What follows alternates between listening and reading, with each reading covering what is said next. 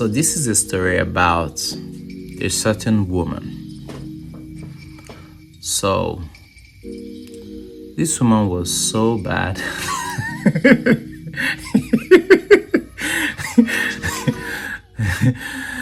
she, she was so bad she didn't even want herself.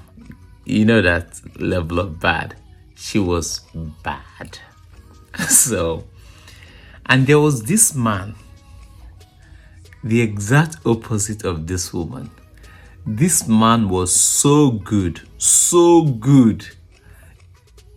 It wasn't even imaginable that someone could be that good. And so this, and now when I say good, I mean good in all ramifications.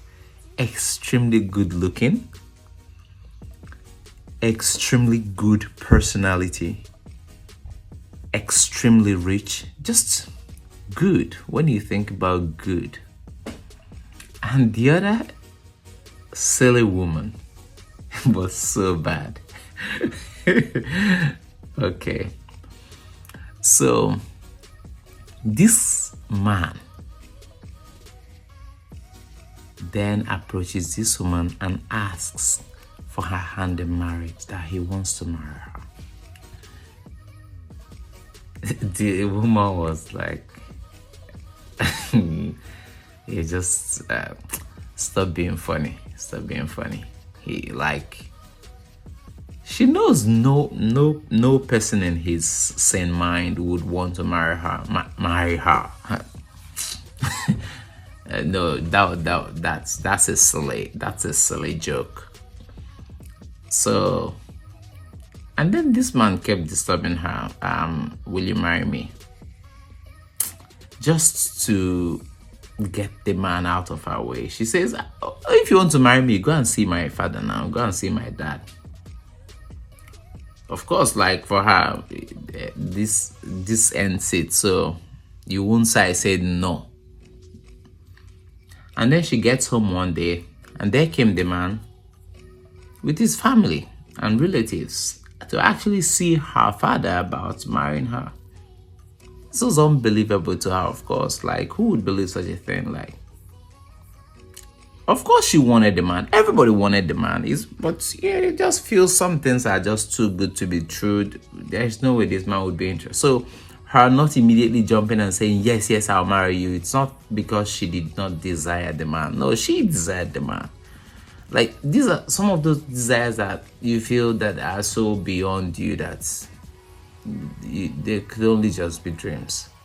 This was the situation here. She desired the man a great deal. So, she's like, you're coming to marry me. And the thing that makes this funny is not that her messy life, her messy personality, her messed up situation is not secret to the man. So this is something the man knew about. And that exactly is the problem, because there is nobody who would know me and still want to marry me. In fact, I don't even want to marry me. So this man goes through the whole process and actually gets married to this girl. This girl is shocked. This is in a country like America, where after like 2 years I can divorce this man and take his wealth with me. And this man knows I'm capable of that. And he still marries me. No way. This man, he must have some serious evil plan for me. I'm sure he has some evil plan for me. And by the way, I feel like I deserve the evil, so it's not exactly something that I don't deserve that's going to happen to me. So let me just exactly see how it plays out. So the woman stays in the marriage for 5 years, 8 years, 9 years, 10 years. And not only has this man not done that evil she's expecting, he has continued to love her fresh every day. Love her fresh. She has become so beautiful. Even everyone in the society that knew her are actually now beginning to behave as if they don't remember that she's that messy girl. So she's respected, she's loved. It's unbelievable. And instead of her being happy, her frustration only even grew worse. Like, no way. So after some time, she was so scared, like she couldn't even sleep anymore because every night she's up waiting thinking that the man is coming to bounce on. Maybe that the man eats human beings or something, because this man must be have some extreme evil plan for somebody like me to be marrying me. So she starts doing everything she could to frustrate this man and to make this man hurt her, because she feels like, yes, that's what she expected. Let me make him hurt me. Let me just strike me, hit me. Let me know I'm dealing with a human being. There's no way you tell me in all these things I'm doing, you're just cool. Like, no way. Cheats on him, everything. Of course, the man is not happy about all those stuff she's doing, but instead of even talking about how he's hurt, he's always talking more about how what she's doing is not good for her. Like, sleeping with random men, you're going to have HIV, you're going to this, you're going. So, it's not the typical type of complaint that.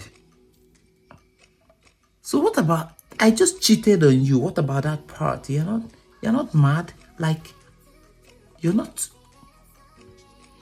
So, she got more and more frustrated. What did she do? She went ahead and divorced the man. And at the point when she divorced this man, her original thought of, like, I could divorce him after 2 years and take half of his wealth had already been erased completely, because at this point she had done so much stupid stuff that legally the man actually has a case, can make a case to not lose any part of his wealth to her. So, like, she wasn't deserving of anything at that time. So her divorce now is not even like she was divorcing to take the wealth. She was just trying to run away with her life. And nothing was chasing her, by the way. She was just, no, she felt, no. Either if you're planning something evil for me, I'm running away with my life. If you're not planning something evil for me, I don't deserve you. This was her state. So, like, whatever, no, go, yeah, go. She divorces the man. And guess what? This man divides his wealth into two and gives her half.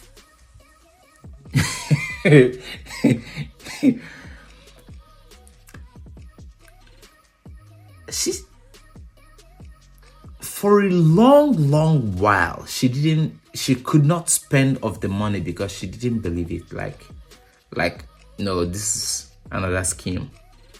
And then one day she goes to, so actually the man gives her a card, like half of the wealth is there. Swipe it anywhere you can. One day she goes to a grocery store and tries to buy a grape. She had that card for a long time and was just, living a poor life and stuff, because she didn't believe anything was in the card. She buys grocery and swipes the card, and the thing actually checked out.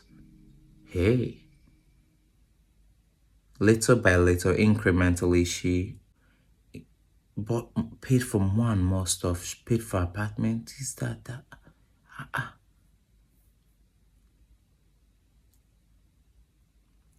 One day she wanted to test her limit.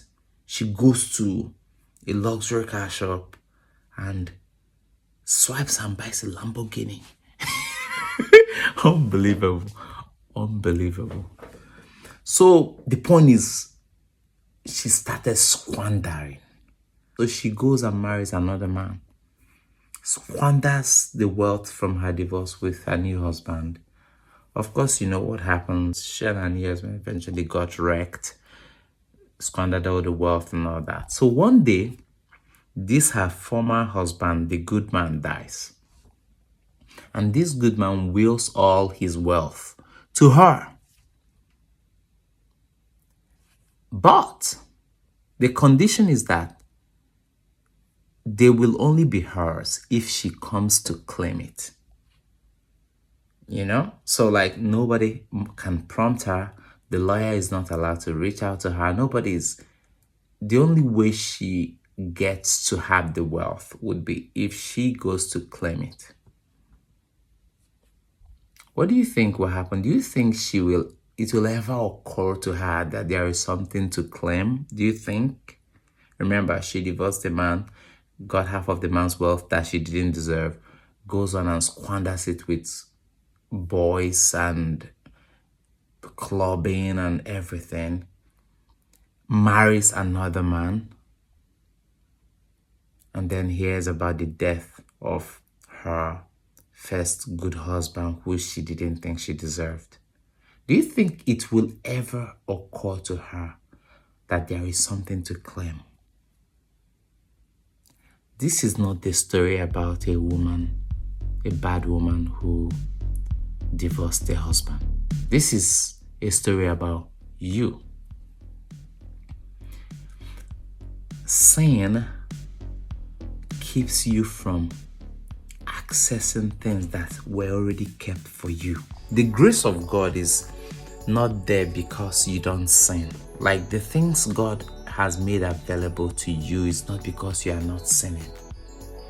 The problem is that when you sin, you run away from God. You feel so undeserving that even if God is screaming right inside your ears, you won't hear him because you won't believe that God still has time to talk to a filthy person like you.